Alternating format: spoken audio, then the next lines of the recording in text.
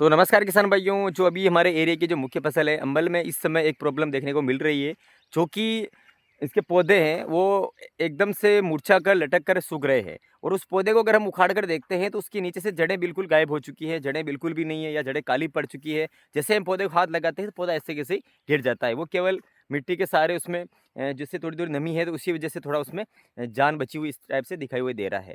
तो ये आखिरकार ये प्रॉब्लम क्या है और इसके लिए हमें क्या करना चाहिए, इसके बारे में इस वीडियो में बात करेंगे। इस वीडियो को आप पूरा एंड तक देखिए।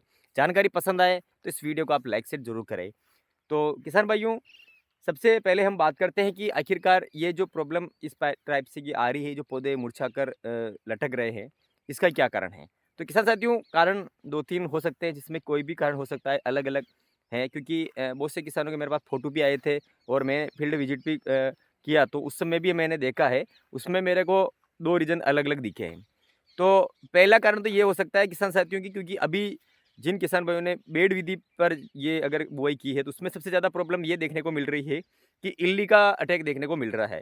इल्ली नीचे ज़मीन में इल्ली लगी हुई है। तो अगर आपके इस प्रकार का पौधा आपको मुरझा कर लटक रहा है तो उसके आस-पास आप देखिए, तो अगर जड़ें नीचे से नहीं है तो वहाँ पर कोई भी कीट हो सकता है, इल्ली हो सकती है।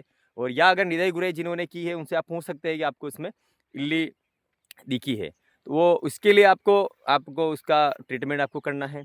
और इसके अलावा दूसरा जो सबसे बड़ी समस्या हो सकती है, वो हो सकता है या तो आपने कोई भी इसमें खाद दिया होगा जो जैसे कि जड़ों को नुकसान पहुँचा सकता है। जैसे कि आपने डीएपी दिया होगा, तो डीएपी का जो भी दाना अगर उसके पास में पड़ा रह जाता है छोटी अवस्था में, तब वहाँ से थोड़ा वो काली पड़ जाती है जड़ और वहाँ से वो टूट कर लटक जाती है।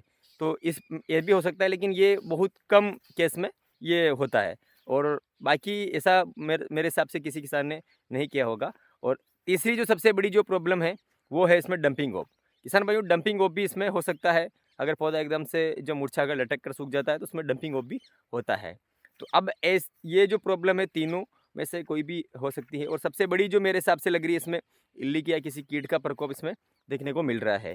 क्योंकि हमने कल भी देखा था, तो उसको मिट्टी को हटाया था, उसमें इल्ली दिखी थी और अच्छी खासी काली इल्ली उसमें देखने को मिल रही है। और इसमें इल्ली का आप स्प्रे भी कर रहे हैं, लेकिन इल्ली क्या हो रहा है कि बेड पर उसमें जो वो डेले रहते हैं तो उसके नीचे चली जाती है। उसके कारण फिर वो वहाँ पर स्प्रे भी नहीं पहुँच पा रहा है। तो इस वजह से, और ये बेड प के अलावा जो क्यारियों में समस्या कम देखने को मिल रही होगी, क्योंकि क्यारे में क्या होता है, पानी पिलाते हैं तो एकदम से मिट्टी प्लेन हो जाती है। अगर आप स्प्रे भी कर रहे हैं, तुरंत वो इल्ली जहीं पे भी है उसके संपर्क में आएगी तो वो खत्म हो जाती है। तो अब किसान भाइयों, ऐसी स्थिति में अब आपको क्या करना है कि आपको कीटनाशक लेना है, जिसमें आप फिप्रोनिल प्लस इमिडा कॉम्बिनेशन ले सकते हैं, या फिर एक क्लोरांट्रानिलीप्रोल प्लस थाइमेथोक्सिम का जो कॉम्बिनेशन आता है, इसको आप लिक्विड के माध्यम से लिक्विड आता है, इसको आप ज़मीन में आप चला सकते हैं। और इसके अलावा एक और कीटनाशक आता है, जो आता है बायर कंपनी का, जो बिकोटा आता है। इसके अंदर भी 2 टेक्निकल आते हैं। पहला तो इसमें टेट्रानिलीप्रोल प्लस पिप्रोनिल का कॉम्बिनेशन आता है, इसका भी आप इस्तेमाल कर सकते हैं। ये कि ग्रेन्युल फॉर्म में आता है, इसको आप किसी भी खाद के साथ में मिक्स करके इसको आप फेंक सकते हैं। और ये जो आपके ज़मीन के अंदर जो कीट लग रहे हैं, चाहे इल्ली लग रही है, चाहे कोई भी जो कीट लग रहा है, उसके ऊपर अच्छा से काम करेगा। और इसके अलावा अगर डंपिंग ऑफ की समस्या है, तो इसके लिए आपको सबसे बेस्ट जो प्रोडक्ट आता है वो है बायर कंपनी का एलिएट आता है। इसका आप स्प्रे कर सकते हैं, क्योंकि और स्प्रे आपको ऐसा करना है कि डंपिंग ऑफ की समस्या है तो किसान भाइयों, आपको थोड़ा उसको पौधे को गीला करना है, ताकि जो केमिकल उतर के तने पर जाएगा, तभी इसका आपको असर अच्छा देखने को मिलेगा। और इसके अलावा किसान भाइयों, उसमें आपको कहीं-कहीं आपको पीलापन भी दिख रहा होगा, तो इसके लिए आपको थोड़ा उसमें माइक्रोन्यूट्रिएंट भी आप मिला सकते हैं। अच्छी सी कंपनी का आप मिक्स माइक्रोन्यूट्रिएंट ले लीजिए।